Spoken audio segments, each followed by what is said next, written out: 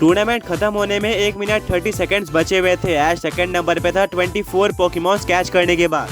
वहीं पर first number पर लॉज होता है जिसने ऐश से सिर्फ एक ज्यादा यानी कि 25 पोकेमॉन्स कैच किए थे। अच्छी न्यूज ये थी कि उसके गार्शॉर्म के हारने के बाद वह एलिमिनेट भी हो चुका था। वहीं पर ऐश अभी भी ग्राउंड पर होता है। अब बाकी बचे हुए टाइम में ऐश को कम से कम 2 पोकेमॉन्स कैच करने थे ये टूर्नामेंट जीतने के लिए। ऐश कहता है म्यूटू हमें जल्दी करना होगा। म्यूटू और भी पोकेमॉन्स को स्कैन करने की कोशिश करता है अपनी आंखें बंद करके।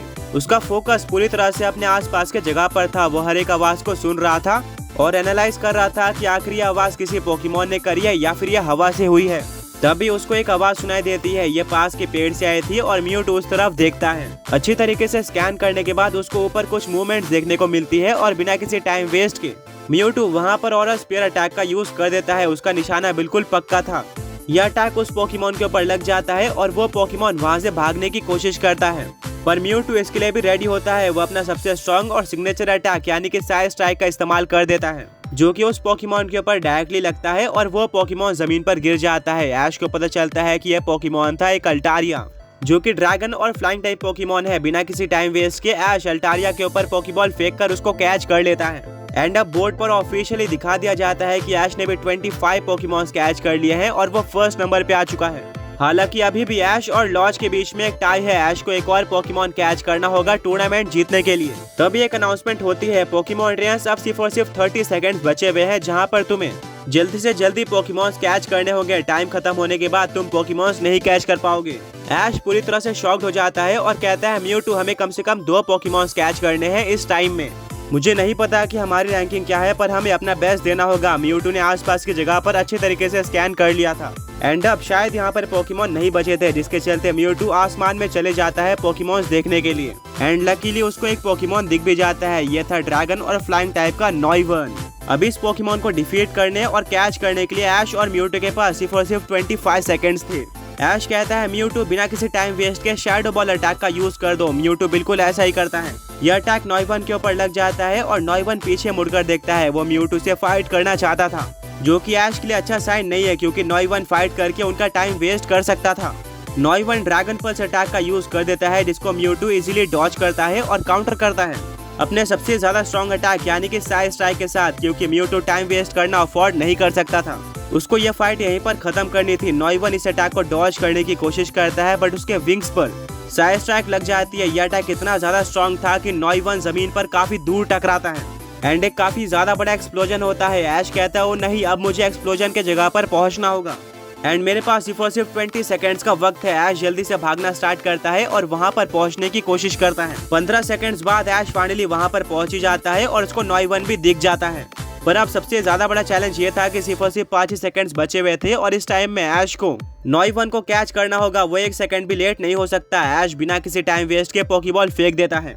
3 सेकंड्स बचने पर पोकेबॉल पहली बार शेक होता है, 1 सेकंड बचने पर दूसरी बार शेक होता है और जैसे 1 सेकंड 0 पर कन्वर्ट होता है, पोकेबॉल तीसरी और आखिरी बार शेक करके बंद हो जाता है और तब एक सीटी भी बच जाती है, यानी कि ये टूर्नामेंट ऑफिशियली खत्म हो चुका था और अब पोकेमॉन ट्रेनर्स आगे पोकेमॉन कैच नहीं कर सकते थे। लॉज की धड़कनें काफी तेज हो चुकी थी क्योंकि शायद यहाँ पर ऐश ने टाइम लिमिट के अंदर ही नॉइवर्न को कैच कर लिया था। वहीं पर मिस्टी, ब्रॉक और सरीना भी काफी नर्वस होते हैं क्योंकि अभी भी कुछ कंफर्म नहीं था।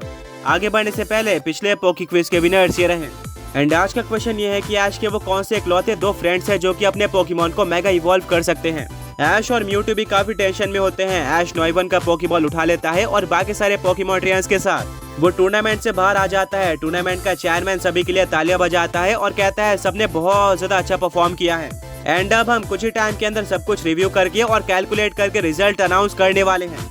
मिस्टी बोलती है क्या किस पोकेमॉन ट्रेनर ने कितने पोकेमॉन कैच किए हैं, वो तो बोर्ड पर ही दिखा रहा था, इसमें कैलकुलेट करने की क्या जरूरत है। तभी वहाँ पर लॉज आ जाता है और कहता है कि मैं इस टूर्नामेंट में पार्टिसिपेट करता रहता हूँ एंड हर बार टूर्नामेंट खत्म होते ही रिजल्ट्स अनाउंस कर दिए जाते हैं, पर शायद यहाँ पर वो कोई चीज रिव्यू करना चाहते हैं। मामला बहुत क्लोज है। उम्मीद करता हूँ कि ऐश ने नॉइवर्न को थोड़ा लेट कैच किया हो और मैं ही इस टूर्नामेंट को जीत जाऊँ। ब्रॉक, मिस्टी और सरीना कहते हैं लॉज शायद तुम गलत जगह पर आ गए हो, हम ही ऐश के फ्रेंड्स हैं और हम ऐश को जीतते हुए देखना चाहते हैं। यह सुनकर लॉज पूरी तरह से शॉक्ड हो जाता है और माफी मांगता है। वेल अब ऐश भी मिस्टी, ब्रॉक और सरीना के पास आता है। सभी लोग ऐश को सारा मामला एक्सप्लेन करते हैं जिससे ऐश काफी नर्वस हो जाता है। उसको बिल्कुल भी नहीं पता था कि रिजल्ट्स इतने क्लोज होने वाले हैं। कुछ टाइम वेट करने के बाद फाइनली वहाँ पर शेयरमैन आ जाता है और कहता है कि हमने सब कुछ रिव्यू कर लिया है। यहाँ पर असली कंपटीशन दो पोकेमॉन ट्रेनर्स के बीच में हुआ है, जो कि है फर्स्ट और सेकंड रैंक पोकेमॉन ट्रेनर ऐश और लॉज। दोनों ही पोकेमॉन ट्रेनर्स ने 25 पोकेमॉन कैच किए थे, पर लास्ट में ऐश ने नोइवन को भी कैच किया, जिससे उसके टोटल पोकेमॉन्स 26 हो जाने चाहिए थे और वो इस टूर्नामेंट को आसानी से जीत जाना चाहिए था। बट अनफॉर्चुनेटली रिव्यू करने के बाद हमें पता चला कि ऐश सिर्फ 1 सेकंड से लेट हो गया नोइवन को कैच करने में। उसका पोकेबॉल तब क्लोज हुआ जब टाइम अप हो चुका था, एंड अब रूल्स के अकॉर्डिंग हम नोइवन को ऐश के पोकेमॉन की तरह काउंट नहीं कर सकते। ये सुनते ही ऐश और उसके फ्रेंड्स बहुत ज्यादा डिसअपॉइंटेड हो जाते हैं, वहीं पर लॉज बहुत खुश हो जाता है।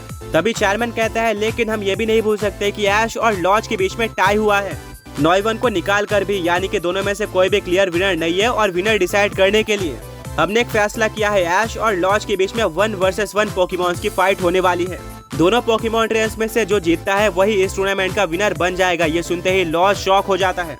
वो कहता है नहीं, मैंने ऐश से पहले 25 पोकेमॉन्स को कैच कर लिया था। ब्रॉक कहता है तुम्हें ये भी सोचना चाहिए कि ऐश भी नोइवन को कैच करने के काफी करीब था और एक बैल ही सही फैसला होगा।